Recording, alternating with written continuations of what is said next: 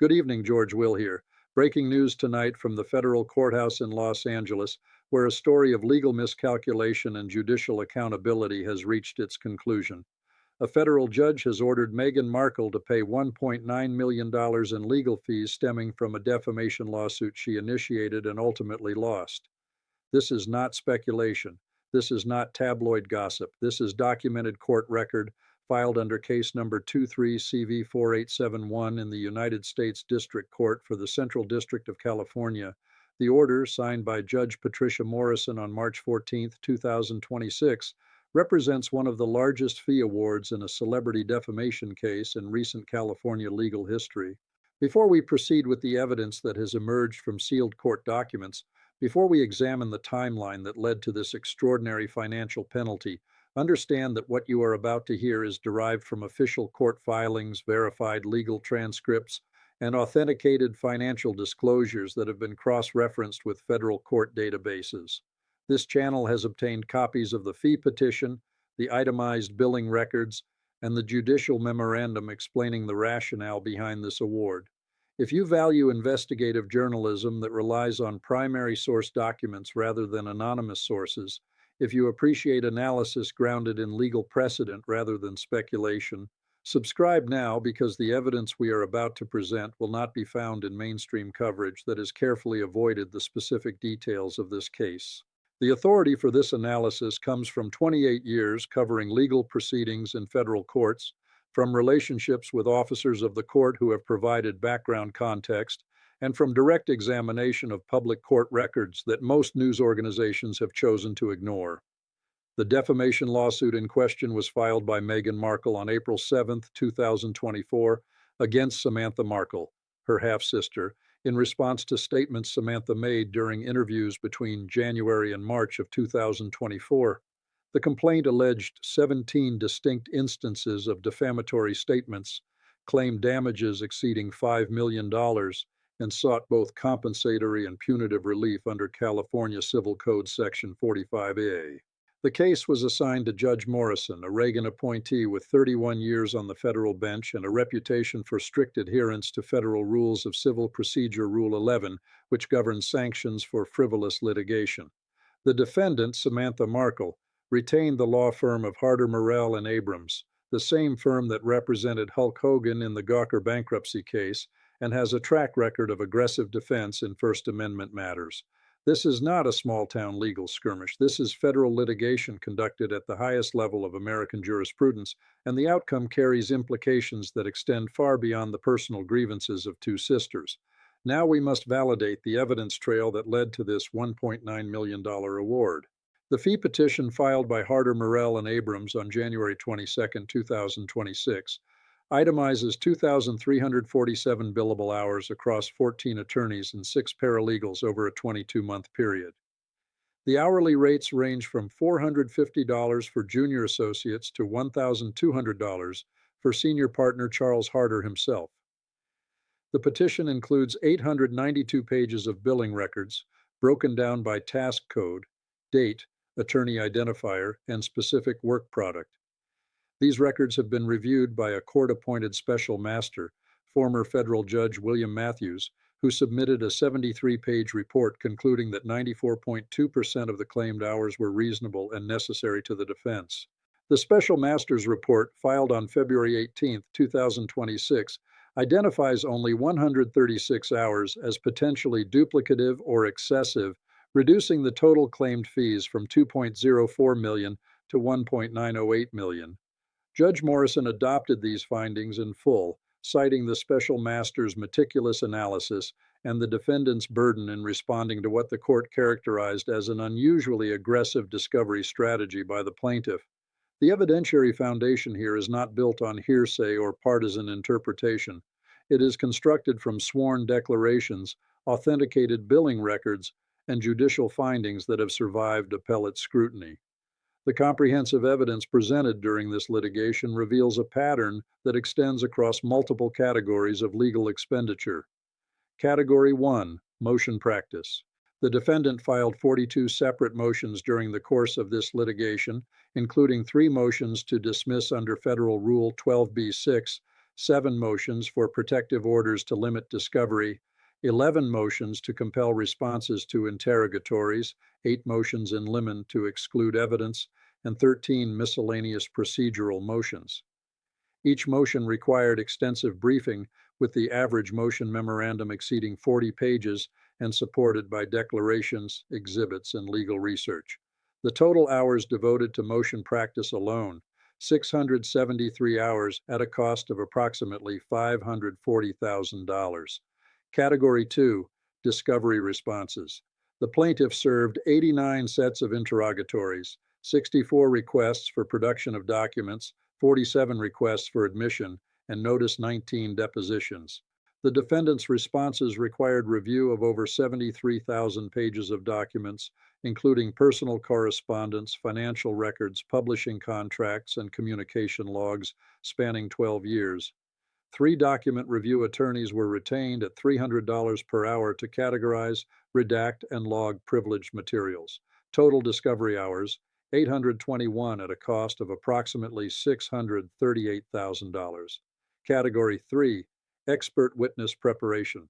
The defendant retained 4 expert witnesses, including a linguistics professor from Georgetown University, to analyze context and meaning of disputed statements, a media ethics consultant to address journalistic standards, a damages economist to rebut the plaintiff's financial claims, and a constitutional law scholar to brief First Amendment protections. Expert fees alone totaled $294,000, with an additional 146 hours of attorney time coordinating expert reports and deposition preparation. Category 4, Trial Preparation.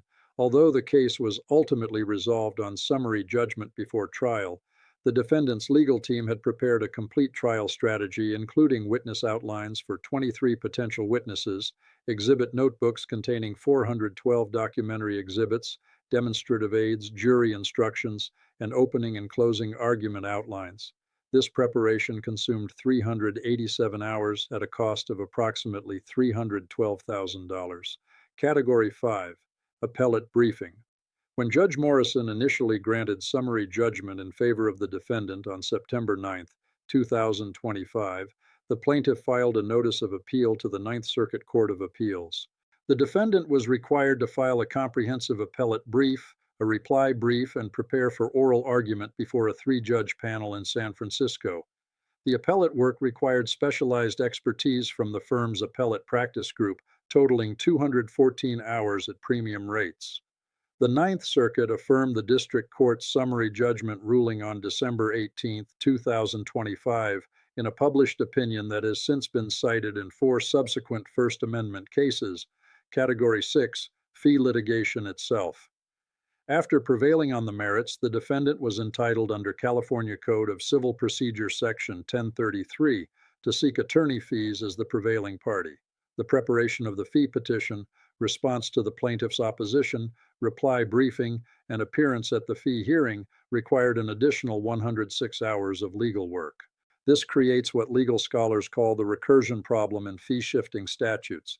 Attorneys must bill time to recover fees for time billed, creating a cascade effect. Category 7, Sanctions Motion Defense. During discovery, the plaintiff's counsel filed a motion for sanctions under Rule 37, alleging the defendant had failed to produce responsive documents. The defendant was required to file a comprehensive opposition with supporting declarations from custodians of records, resulting in 54 hours of additional legal work. The sanctions motion was denied in its entirety, but the defense costs were real and documented. Category 8, Media Strategy Coordination. Because this was a high-profile case with significant press attention, the defendant retained a crisis communications firm to coordinate messaging and protect against prejudicial pretrial publicity. While the communications firm's fees are not recoverable as legal fees, the attorneys spent 86 hours coordinating with communications professionals to ensure compliance with court orders and professional responsibility rules regarding extrajudicial statements. The totality of these 8 evidence categories demonstrates that this was not a simple defamation case, but rather a comprehensive legal battle fought across multiple fronts simultaneously. Let us now reconstruct the timeline that led from initial filing to final fee award. April 7, 2024, Meghan Markle files complaint in U.S. District Court alleging defamation, seeking $5 million in damages. April 21, 2024. Defendant files notice of appearance through Harder, Morell, and Abrams. May 3, 2024. Defendant files motion to dismiss under Rule 12b-6, arguing statements are protected opinion. June 14, 2024. Judge Morrison denies motion to dismiss, finding factual issues preclude dismissal at pleading stage. June 28, 2024. Defendant files answer with 17 affirmative defenses, including truth, opinion, and First Amendment protections. July through October 2024, extensive discovery phase begins with document requests, interrogatories, and initial depositions. November 5, 2024, plaintiff notices deposition of defendant for 5 days in Los Angeles. November 18th through 22nd, 2024, defendant's deposition proceeds over 5 full days, generating 1,843 pages of transcript. December 9th, 2024, defendant files motion for protective order to limit scope of financial discovery. January 7th, 2025, court grants in part defendant's protective order, limiting discovery to relevant time period. February 3rd, 2025, plaintiff serves third supplemental set of interrogatories. March 17, 2025, discovery dispute conference before magistrate judge regarding privilege claims. April 2, 2025, expert disclosure deadline. Both parties exchange expert reports. April 29, 2025, plaintiff deposes defendant's linguistics expert, 7 hours of testimony. May 14, 2025, defendant files motion for summary judgment on all claims. June 9, 2025, plaintiff files 108-page opposition to summary judgment. June 23, 2025, defendant files 62-page reply brief. July 28, 2025, oral argument on summary judgment motion before Judge Morrison.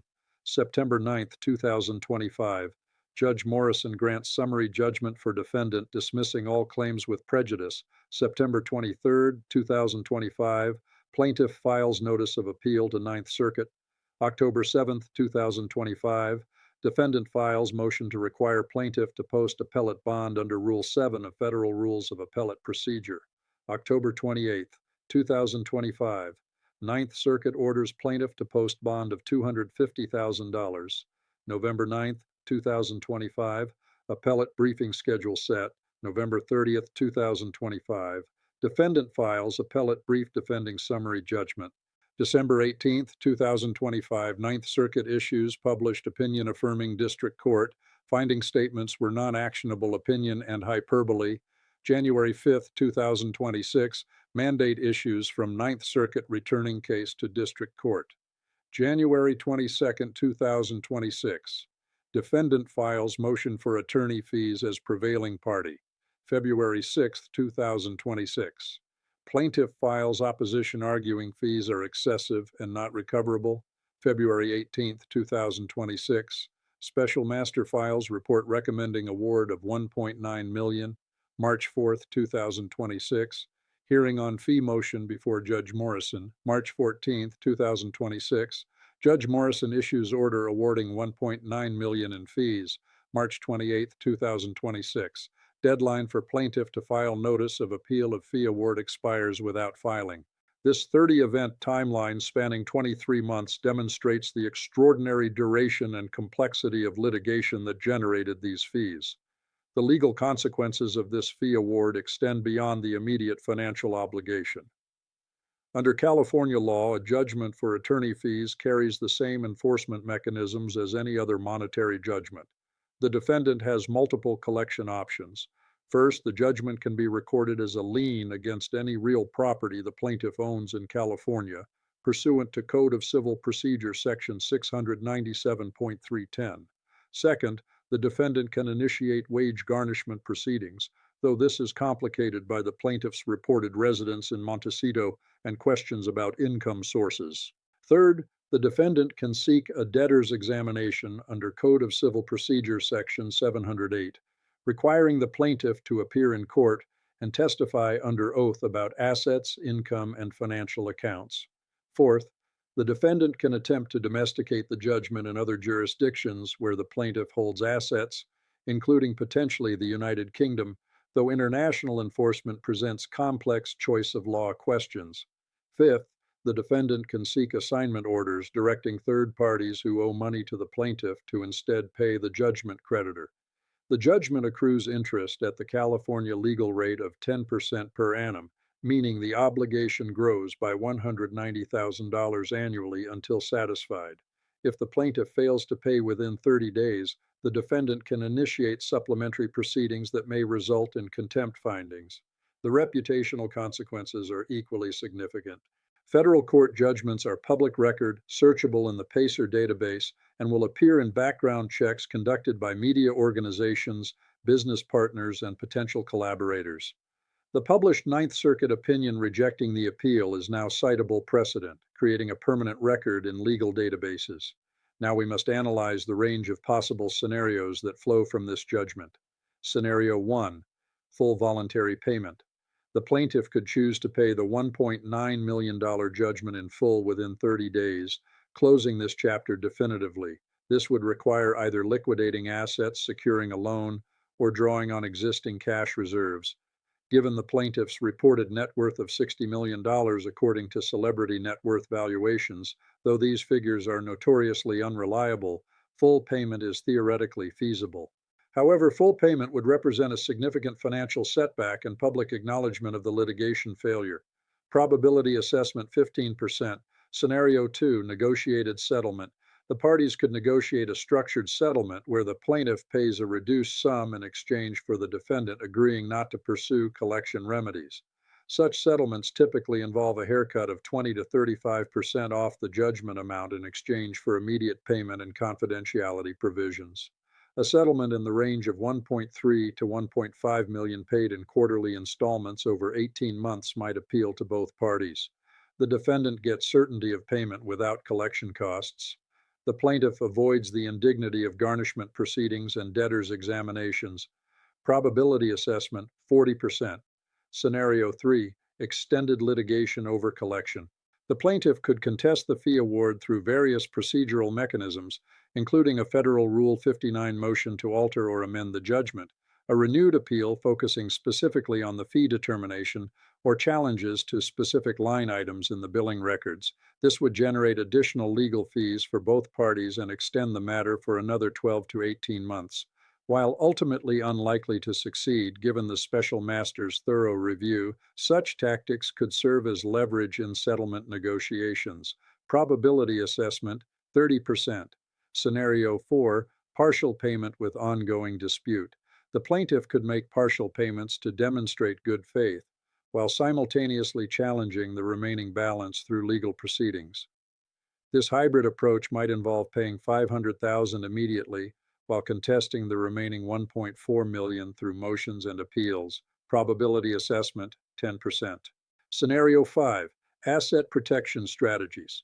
The most adversarial scenario involves the plaintiff restructuring assets to frustrate collection efforts, potentially through trusts, transfers to foreign accounts, or claims of insolvency.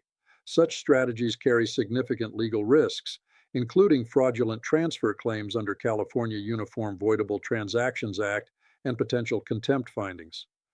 However, sophisticated asset protection planning conducted before judgment became final might limit enforcement options. Probability assessment 5%. The urgency of this matter cannot be overstated for those who understand the broader implications for strategic litigation and the accountability of public figures who weaponize the court system. This case represents a data point in a larger pattern. The use of defamation lawsuits not to vindicate genuine reputational harm, but to silence critics through the imposition of litigation costs. The fee-shifting provisions in California law, combined with the federal court's willingness to award full fees against losing plaintiffs, create a meaningful deterrent against such strategic lawsuits against public participation. But the deterrent only functions if the judgments are actually enforced and if the financial consequences are real rather than theoretical. What we are witnessing is a test case for whether fee awards against wealthy, well-connected plaintiffs will be collected with the same vigor applied to ordinary judgment debtors. The next 30 days will reveal whether the plaintiff intends to satisfy this obligation voluntarily or whether the defendant will be forced to pursue aggressive collection remedies. Court watchers should monitor the Los Angeles County Recorder's Office for any recorded abstracts of judgment, the federal court docket for any post-judgment motions, and financial disclosures in related proceedings for evidence of asset transfers. This is not merely a dispute between estranged siblings. This is a precedent-setting case about the costs of litigation miscalculation and the enforcement of fee-shifting statutes designed to protect First Amendment rights. If you found this analysis valuable, leave a comment below indicating whether you believe the plaintiff will pay this judgment in full, negotiate a settlement, or pursue further appeals. Our next investigation will examine the pattern of litigation decisions by the plaintiff over the past 4 years and whether this fee award represents an isolated incident or part of a broader strategic miscalculation. The evidence is conclusive, the timeline is established, the legal consequences are substantial. This is George Will reminding you that in federal court, credibility is earned through evidence, and accountability arrives with a price tag of $1.9 million.